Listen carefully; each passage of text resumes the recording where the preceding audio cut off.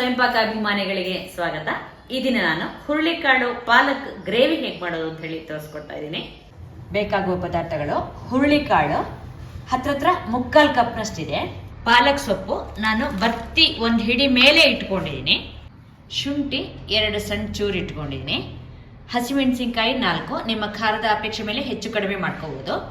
ಬೆಳ್ಳುಳ್ಳಿ ಎಸಳು ನಾನಿಲ್ಲಿ ಪುಟ್ಟದಾಗಿದೆ, ಆದ್ರಿಂದ ಒಂದು 8-10 ಇಟ್ಕೊಂಡಿದ್ದೀನಿ. ದೊಡ್ಡದಾದ್ರೆ ನೀವು ಒಂದು 4 ಇಟ್ಕೊಂಡ್ರೆ ಸಾಕಾಗುತ್ತೆ. ಅರ್ಧ ಟೀ ಸ್ಪೂನ್ ಅಷ್ಟು ಕೊತ್ತಂಬರಿ ಬೀಜ, ಹಾಗೆ ಅರ್ಧ ಟೀ ಸ್ಪೂನ್ ಜೀರಿಗೆ. ಉಪ್ಪು ರುಚಿಗೆ ತಕ್ಕಷ್ಟು. ನಾನಿಲ್ಲಿ 1 ಟೀ ಸ್ಪೂನ್ ಕಲ್ಲು ಉಪ್ಪು ಇಟ್ಕೊಂಡಿದ್ದೀನಿ. ಲಿಂಬೆ ಹಣ್ಣು 1 ಇಟ್ಕೊಂಡಿದ್ದೀನಿ. ರಸ ನೋಡಿ ಹಾಕೊಳ್ಳೋಣ.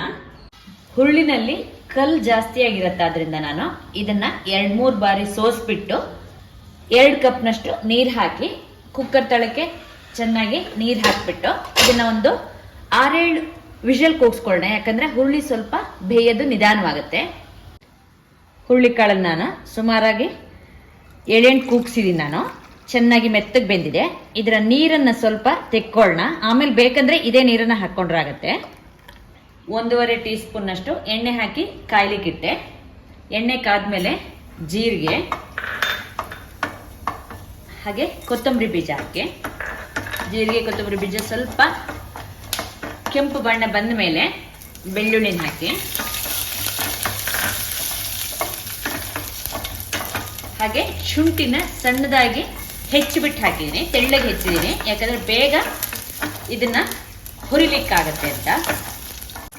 ಬೆಳ್ಳುಳ್ಳಿ ಹಾಗೆ ಶುಂಠಿ ಆಗಿದೆ ನೋಡಿ, ಹೊಂಬಣ್ಣಕ್ಕೆ ಬಂದಿದೆ ಬೆಳ್ಳುಳ್ಳಿ. ಈಗ ಹಸಿಮೆಣಸಿನ್ಕಾಯಿನ ಸ್ವಲ್ಪ ಮುರಿದ್ಬಿಟ್ಟು ಹಾಕೋಣ. ಸ್ವಲ್ಪ ಬಿಳಿ ಆಗಲಿ ಹಸಿಮೆಣಸಿನ್ಕಾಯಿ. ಹಸಿಮೆಣಸಿನ್ಕಾಯಿ ಬಿಳಿ ಬಣ್ಣಕ್ಕೆ ತೆಗೆದ್ಮೇಲೆ ಈ ಪಾಲಕನ್ನು ಸ್ವಲ್ಪ ನಾನು ಹೆಚ್ಚಿಟ್ಕೊಂಡಿದ್ದೀನಿ. ಹುರಿಲಿಕ್ಕೆ ಅನುಕೂಲ ಆಗುತ್ತೆ ಅಂತೆ. ತೀರ ಸಣ್ಣದಾಗಿ ಹೆಚ್ಚಬೇಕಂತಿಲ್ಲ, ಹೆಚ್ಚಿಟ್ಕೊಳ್ಳಿ. ಅದನ್ನ ಹಾಕಿ ಪಾಲಕ್ಕು ಬೇಯೋಷ್ಟು ಇದನ್ನ ಹುರ್ಕೊಳ್ಳೋಣ. ಈಗ ನಾನಿಂದ ಚೆನ್ನಾಗಿ ಹುರಿದ್ಬಿಟ್ಟು ಮೆತ್ತಗೆ ಬೇಯುವಂತೆ ಬೇಯಿಸ್ಕೊಂಡಿದ್ದೀನಿ. ಸ್ಟವ್ ಆಫ್ ಮಾಡೋಣ. ತಣ್ಣಗಾದ್ಮೇಲೆ ಮಿಕ್ಸರ್ ಜಾರಿಗೆ ಹಾಕಿ ಸಣ್ಣಕ್ಕೆ ರುಬ್ಕೊಳ್ಳೋಣ. ಈ ತೆಗೆದಿಟ್ಟಿರ್ತೀವಲ್ಲ ಹುರುಳಿ ಬೇಯಿಸಿದ ನೀರು, ಅದನ್ನೇ ಹಾಕಿ ಸಣ್ಣಕ್ಕೆ ರುಬ್ಕೊಳ್ಳೋಣ. ರುಬ್ಬಿದ್ದನ್ನ ಪಾತ್ರೆ ಹಾಕೊಳ್ಳೋಣ. ಮಿಕ್ಸರ್ ಜಾರ್ಗೂ ತೆಗೆದಿಟ್ಟ ಆ ಹುರುಳಿ ಬೇಯಿಸಿದ ರಸನೆ ಹಾಕ್ಬಿಟ್ಟು ಒಂದ್ಸಲ ಇದರಲ್ಲಿ ಇದ್ದಿದ್ದು ಕೂಡ ಪಾತ್ರೆಗೆ ಹಾಕೋಣ. ಉಪ್ಪು ಹಾಗೆ ಹುರುಳಿ ಕಾಳು ಬೇಯಿಸಿರ್ತೀವಲ್ಲ ಅದನ್ನು ಹಾಕೊಳ್ಳೋಣ. ಸ್ಟವ್ ಆನ್ ಮಾಡಿಬಿಟ್ಟು ಕುದಿಲಿಕ್ಕಿಡೋಣ.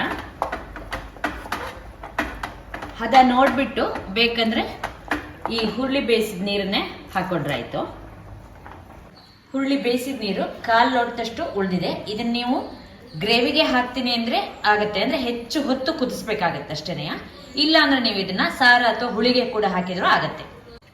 ಚೆನ್ನಾಗಿ ಕುದಿಸಿದಿಂದ ನೋಡಿ ಈ ಹದದಲ್ಲಿ ಇದೆ ಇದು. ಅಂದ್ರೆ ಸ್ವಲ್ಪ ನಿಮ್ಗೆ ಗೊಜ್ಜಿನ ತರ ಹೀಗೆ ಗಟ್ಟಿ ಆಗಿದ್ರೆ ಚೆನ್ನಾಗಿರುತ್ತೆ.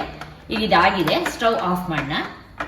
ಲಿಂಬೆ ಹಣ್ಣಿನ ರಸ ಹಿಂಡ್ಕೊಂಡು ಕೈ ಆಡ್ಕೊಳ್ಳೋಣ. ಈಗ ಹುರುಳಿಕಾಯಿ ಹಾಗೆ ಪಾಲಕ್ ಗ್ರೇವಿ ಸಿದ್ಧವಾಗಿದೆ. ನೀವು ಇದು ಚಪಾತಿ, ರೊಟ್ಟಿ ಹಾಗೆ ಅನ್ನದ ಜೊತೆ ಕೂಡ ಕಲಸಿ ತಿನ್ಲಿಕ್ಕೆ ಚೆನ್ನಾಗಿರುತ್ತೆ.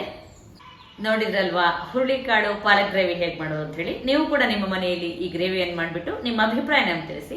ನಮಸ್ಕಾರ.